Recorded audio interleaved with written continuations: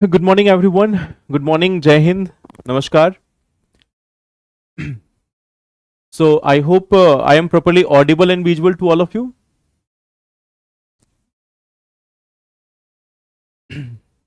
Good morning. So, I welcome you all to this session of daily editorial analysis and the topics which we are going to discuss in today's session. Let us first have a look at this. The topics which we are going to discuss. The first one is with respect to the cotton mission in India. The first topic is with respect to the cotton mission in India.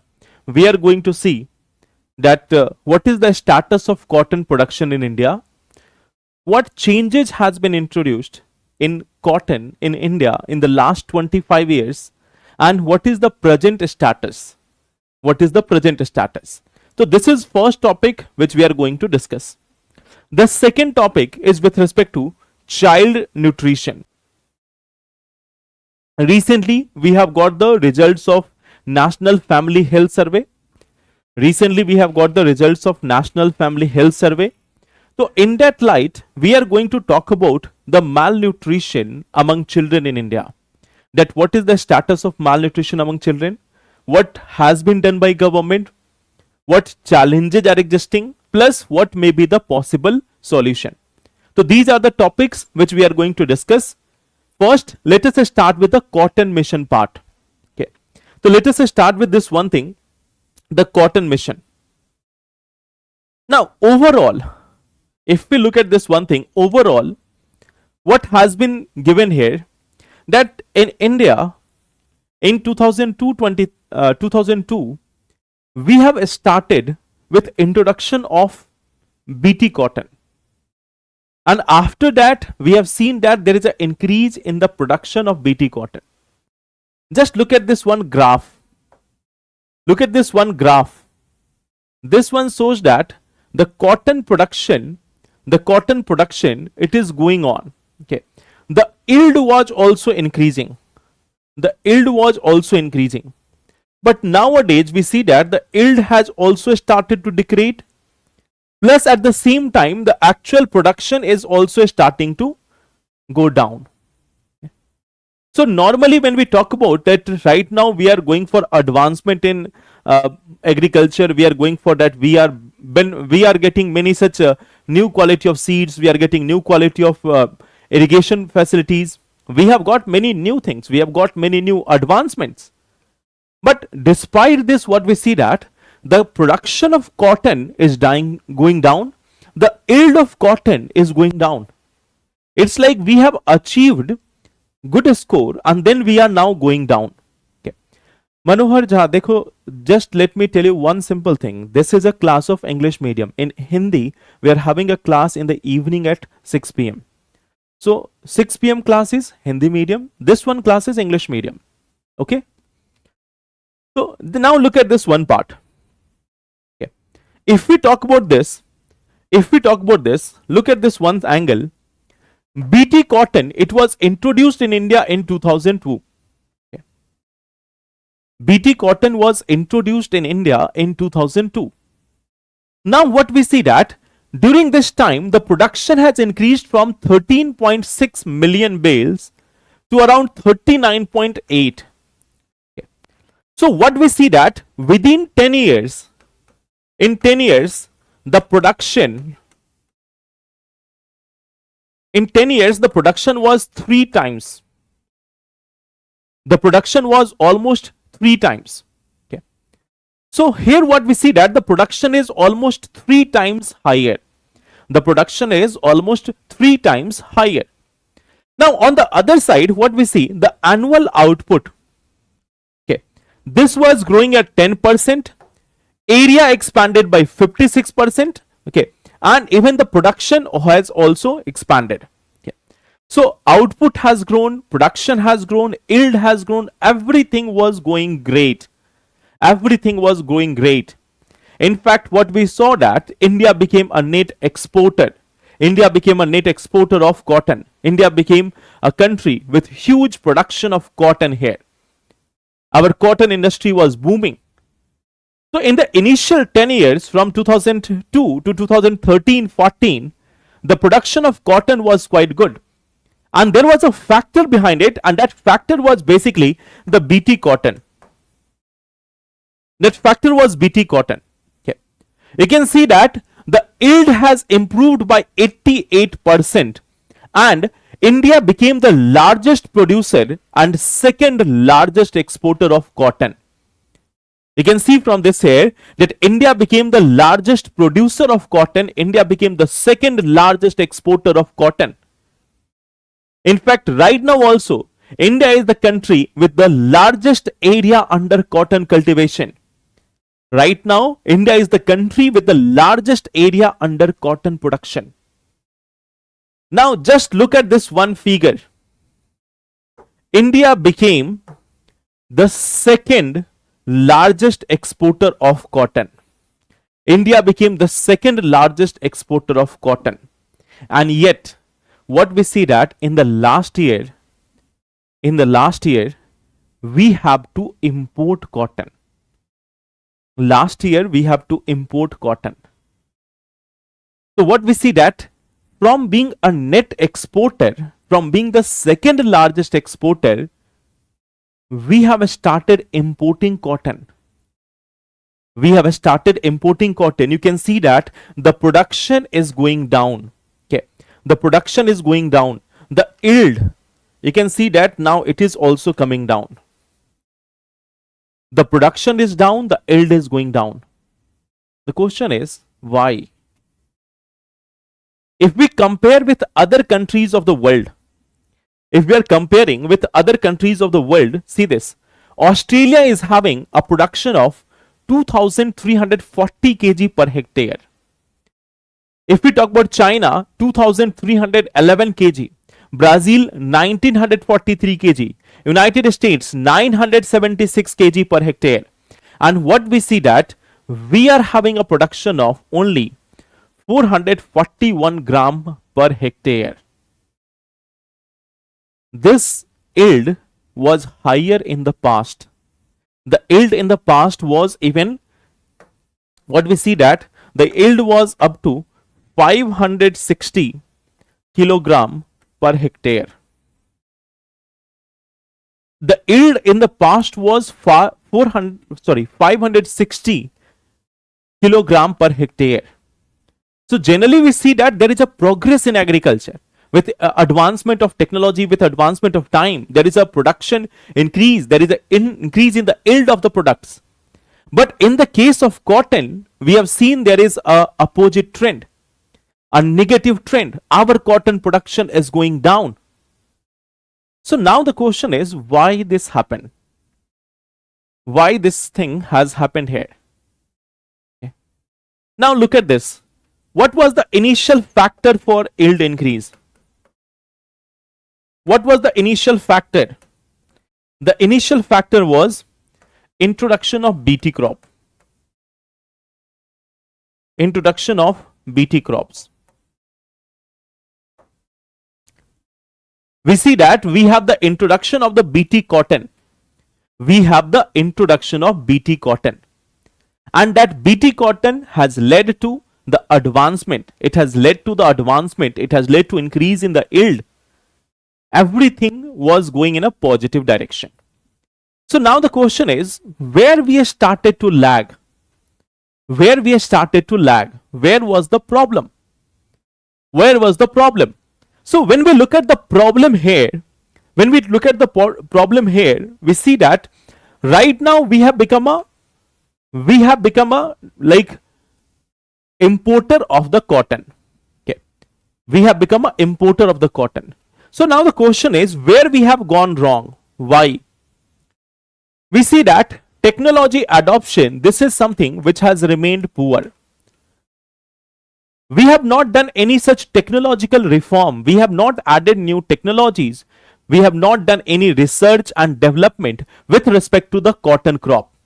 In our country, we have not gone for research and investment in GM cotton. Now there is a major factor. And that is the government policy. So see, what is the issue with the government policy here? In the case of BT cotton, we see that there is one thing, that is regulation of seed price. Regulation of seed price. Now, in the case of seed price, there is one component. There is a component called trade fee, which is more of like a royalty. There is one component called trade fee, which is more of like a royalty which is being paid to the company which has gone for development of BT cotton. So what we see that in India, initially there was introduction of ball guard 1 and ball guard 2 technology. So there was initially introduction of ball guard 1 and then ball guard 2. But what we see that the ball guard 3 technology or other technologies have not been introduced in India.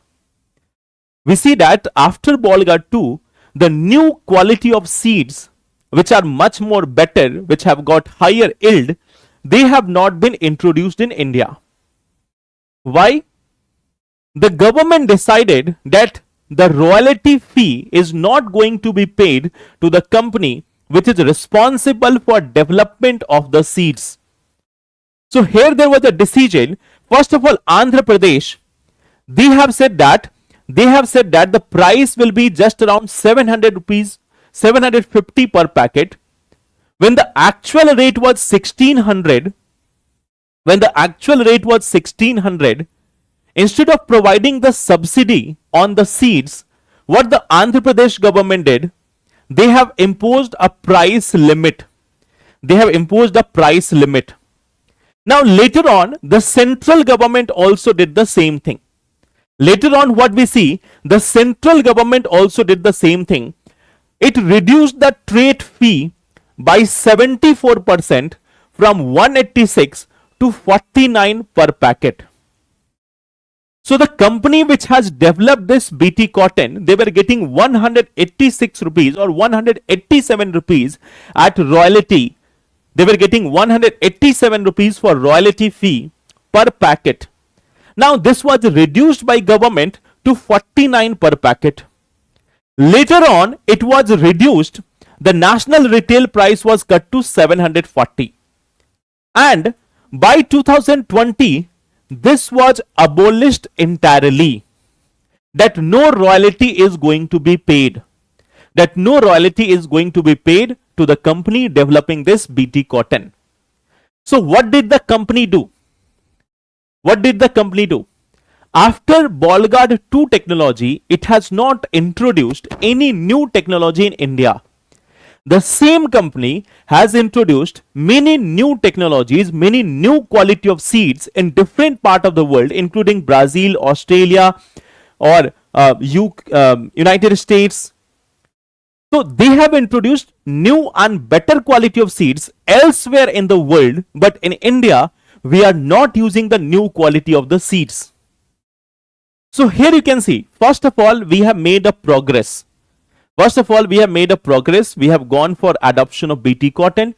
Production was increasing, yield was increasing, the income of farmers was increasing, everything was going in a positive manner. Now what we did, our regulatory approach, our populistic approach. It started with Andhra Pradesh government, it was followed by other governments. Then the union government also pitched in. They reduced this fee, the royalty fee. They reduced the royalty fee, and later on they abolished it completely. So why would any company give their technology in India when they are not getting any compensation? Why would any such company invest in new quality of seeds, new products, when they are not getting any such benefit in India? What will be their incentive? Now it's fine. It's fine. Yes, you can go for abolition of ban. So let's do one thing. Let's have some public sector investment in research and development in India for developing of our own GM crops. We can have our own public investment. You can sell the seeds for free. आप free में बेचो, public investment कर दो. So what we see that we have not done the public investment. And if a private sector was investing in this, if a private sector was providing it, we have then curtailed it. It is same like education. It is same like education. That first in government schools and other places, we are not providing good quality of education. And if it is being provided somewhere else, then we impose such strict regulations and everything that it may become impossible to run any such institute. So the same condition is here for farmers also. The same condition. In fact, you will find that in 2020, the farmer organizations were protesting against the decision of the government. In 2020, farmers were saying that do not abolish the trade fee. Do not abolish the trade fee, otherwise we will not get new quality of seeds. We will not be getting new quality of seeds. So what we see here, so the Monsanto, this has withdrawn Ball Guard 2 from GAC. And meanwhile, the other countries of the world, they have even gone to the Ball Guard 3 technologies or even better quality of seeds. So this is one of the part which we see with respect to agriculture in India. Okay. Now, so right now, what is the option which we are having? There are two options. First option is you can allow the private innovators to recover their cost. You can strengthen, okay, explain trade fee. Like suppose that if I made a product, let's say I have designed a seed, let's say Monsanto. It has designed BT cotton. Okay. Now, it has given this to Indian seed producers. So the Indian seed producers are selling seeds. On this seed, they have to charge a royalty fee or a trade fee. Trade fee or royalty. This royalty goes to Monsanto. If the price is, let's say, 1,000 rupees, or at that time the price was 1,600 rupees. So out of 1,600, 187 rupees was going to Monsanto. Out of 1,600 rupees, 187 was going to Monsanto. So what we said, no, this is not fair. Monsanto should not be getting this much money. Then we reduced it to 49 rupees. We reduced it to 49 rupees. And then we abolished it entirely. पहले हमने उसको कम किया, फिर बाद में बोला नहीं देंगे ही नहीं. So this was one of the trade fee now. Now the next part is, there is one option. Either you can again restore the IP framework, you can again gain the confidence of the investors. You can regain the confidence of the investors. Or the second option is that you can commit to public funding. You can have your own companies, you can have the public sector units which can invest in developing the GM cotton. They can also invest in like developing the GM cotton, which is much more better than Ball Guard. Okay. If you have a new technology, if you are having some new innovation, that will be very much good for country. So let's invest in a public sector. Let's make a company which will focus on this just part, that they will be developing the seeds and giving it for free to the farmers. Government will not be charging the royalty fee. So government can make this, that we are going to invest in the GM crops. We are going to invest in the crops which are having higher yield. But what we see that in the last 10 to 12 years, the production of cotton is going down, the yield of cotton is going down. So while science has helped cotton production in India, policy making has failed cotton production in India. So on one side, science has enabled a better quality or better production of cotton in India. On the other hand, the policy makers have failed the cotton farming in India. So this has been one of the major setbacks. I hope this part is clear. So on the basis of this, you have this one question. In cotton fields, policies undoing what science built. Critically analyze this statement with respect to cotton related policies in India. तो इस पे लिख सकते हैं answer.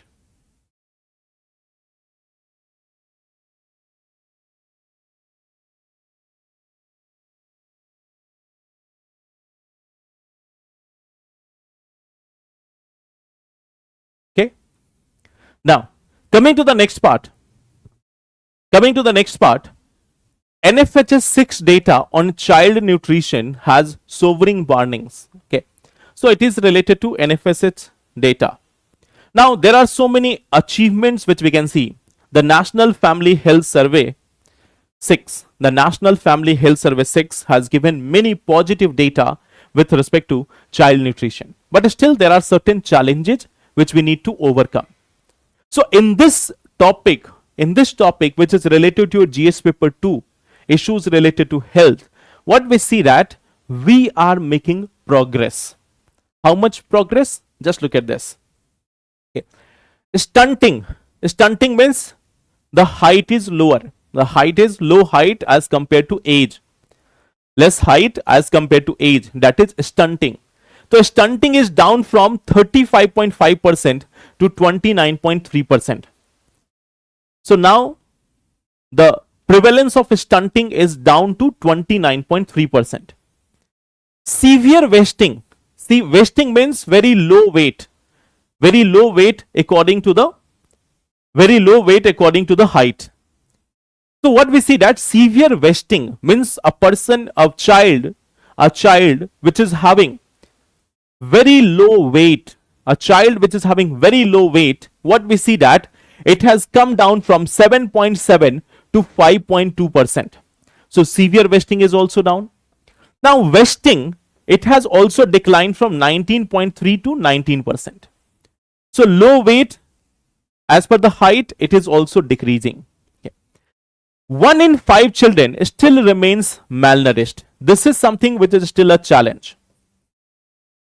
That right now we see that 20% children in India, 20% of the children in India remain unnourished or malnourished. We can say that they remain malnourished. So this is 20% children in India. Now what we see that nearly 1 in 3 children is still underweight.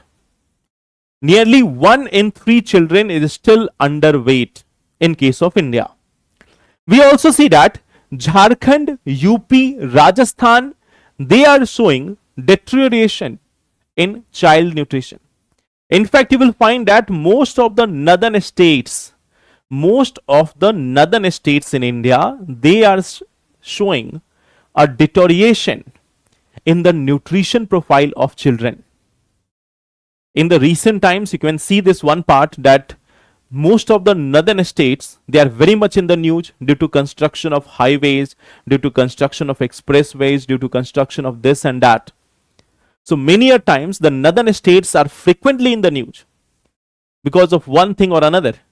But when we talk about child nutrition in India, we see that the performance of the northern states are quite poor. The performance of northern states are quite poor. So Jharkhand, UP, Rajasthan, they have shown deterioration in child nutrition. When we see this, in case of stunting, if we talk about Kerala, the figure is 20%. But when we talk about Bihar and Jharkhand, the figure is 35% and even more than that. Okay. When we are talking about stunting, low height, in case of Kerala, it is 20% prevalence. But in case of states like Bihar, Jharkhand, the prevalence of stunting is 35%. It is 35%. We see that the wasting rate in Kerala, it is 10.9%. In Jharkhand, it is 22.3%. It is 22.3%. And see, many people of India, they have a perception that Kerala, Tamil Nadu, Bangalore or other places, they don't have a good political environment. Many people in North India believe this part, that Kerala, Tamil Nadu, Andhra Pradesh, Telangana, they don't have a very good political leader or good political environment or developmental agency. But in fact, what you will see that in most of the human development indicators,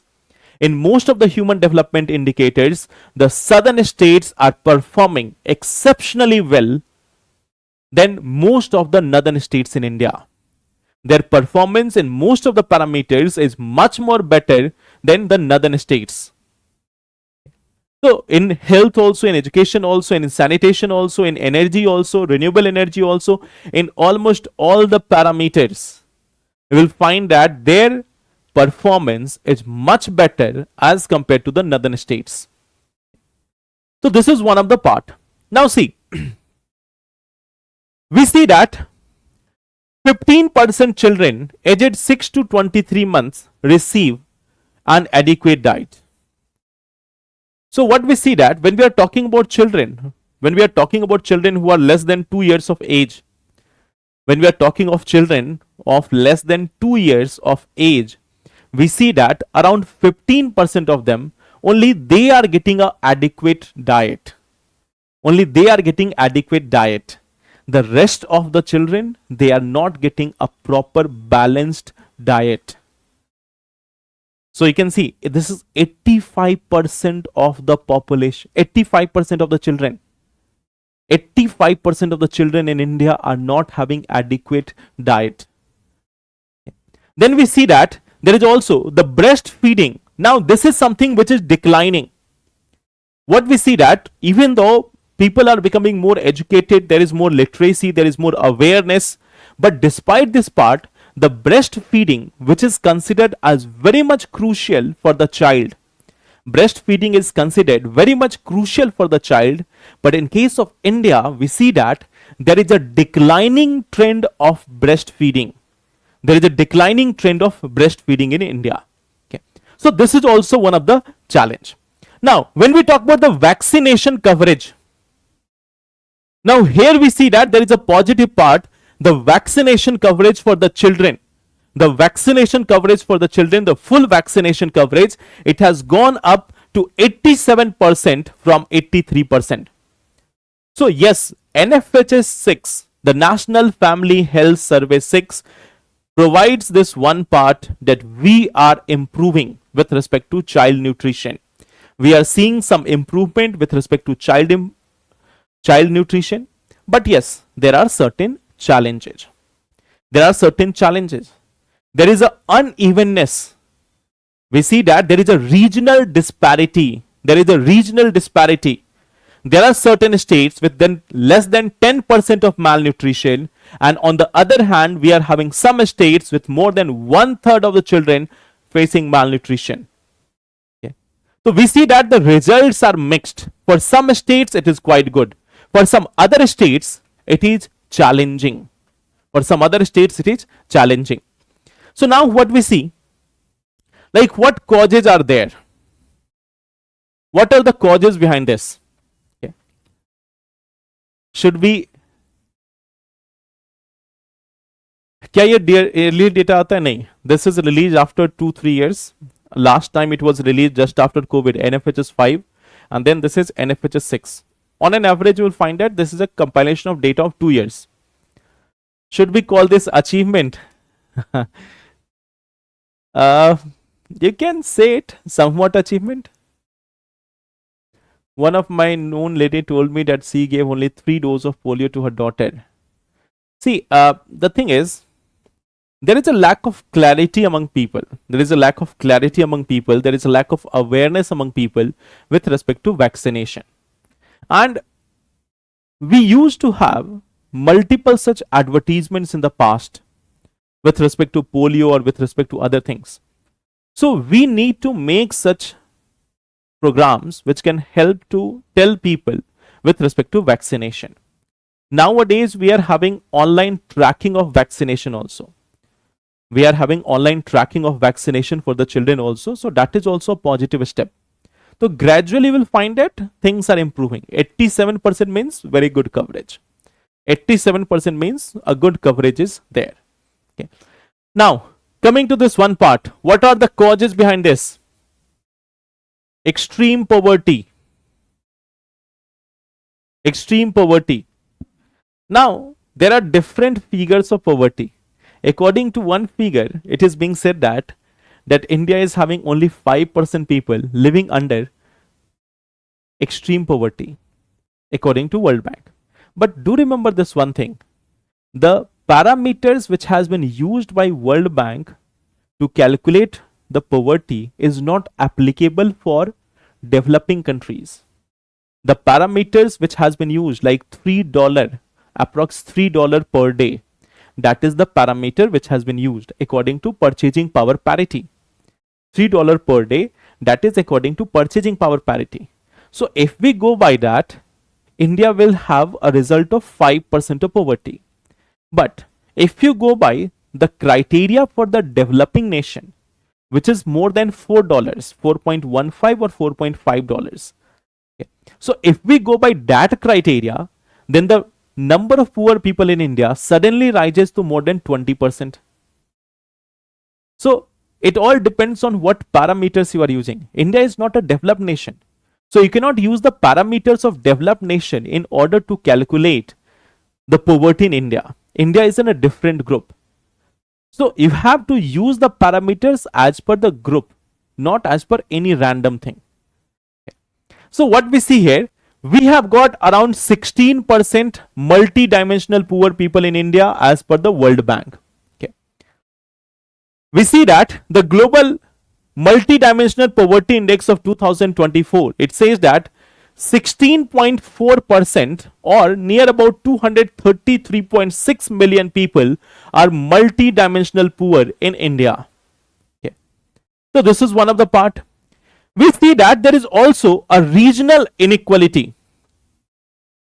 You can compare Bihar, Uttar Pradesh, Jharkhand, Rajasthan, Madhya Pradesh with respect to that of Kerala, Tamil Nadu, Karnataka, etc. We see that in the case of India, there is a regional disparity. Some states are having less than 10% of malnutrition. Some are having more than 30% of malnutrition. So again, what we see that this is something which is a worrying trend. On one side, we have better health outcomes. On other side, the health outcomes are quite poor. Now, the third part, lack of awareness.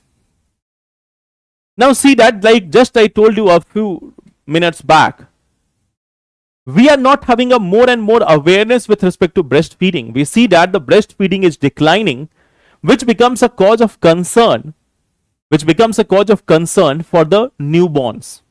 Okay. Then you will find that the gender inequality is also one of the factor.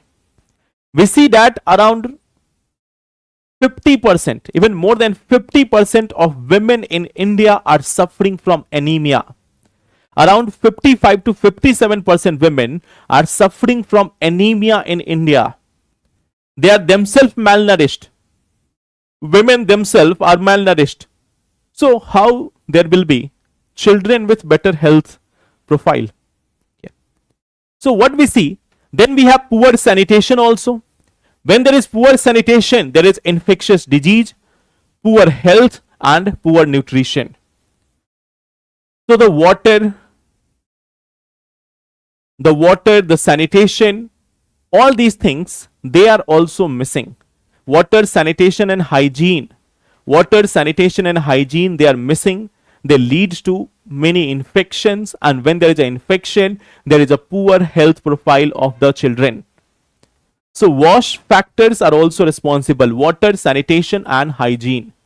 They are also responsible for this poor health profile of children in India. Now, the government has taken multiple steps. Like we have the National Food Security Act.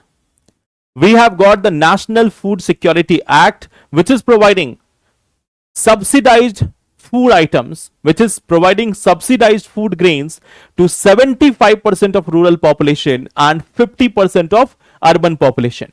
Then we see that the PM Poshan is also there, which provides one hot cooked meal for up to class 8. Then we see we have the Pradhan Mantri Matru Vandana Yojana. This is also providing cash incentive to pregnant and lactating women. Okay. Then we see that there is also Anganwadi, which is providing supplementary nutrition, immunization, health checkup for children and pregnant women. And then of course we have the Pradhan Mantri Jan Arogya Yojana, where we have the Ayushman health card and everything, health insurance and every part. So these are certain things which are applicable in India. These are some things which are available in India as of now. Okay. So we have got many schemes. There is no such concern about this. In fact, things have been going better. Things have been going better. We have been making some advancement with respect to nutrition. It's not very it's not that we have totally changed the profile, but yes, we are gradually improving it. Now there is the need of the hour is we need to invest more in this. We need to invest more and more in this part. So here we have this one question also. The future of a healthy India depends on healthy children. Discuss the factors behind child malnutrition in India. Highlight the achievements in this regard in recent times. So I think both these answers can be written quite easily. I think both these answers can be written quite easily now. The first part with respect to cotton, the second part with respect to nutrition of children. That is the implementation challenge. Yes, there is implementation challenge in Ayushman health card. So that is one problem which we know.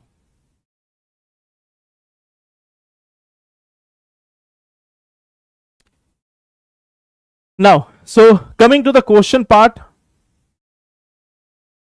I have given you one question also. The energy transition efforts in India need to focus on stability rather than capacity generation. Comment. I have given this question to you to write. So how many of you have written this one answer? We need to focus on stability rather than capacity generation. So how much time you have taken to write this one answer? Kitna time laga? This was quite simple question. How you can start? You can start with the energy mix. Energy mix. That what is the energy mix of India right now? Okay. You can also mention about the next part, the renewable energy capacity.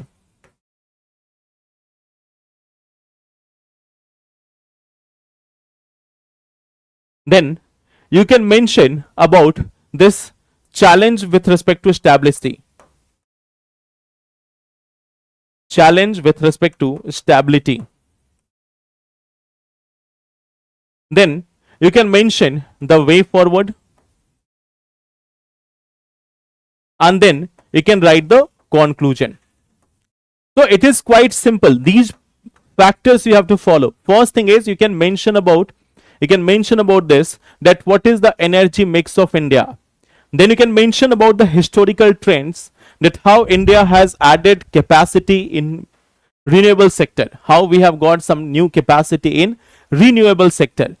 Then you can go for this part, that right now what challenge we are facing with respect to stability here. What are the challenges with respect to stability? That solar is having its own problem, wind is having its own problem. Then you can mention the alternatives, which we have also discussed in the last session. And then finally, you can mention about the conclusion part. In conclusion part, you can try to connect it with nationally determined contribution. You can connect it with respect to like energy security.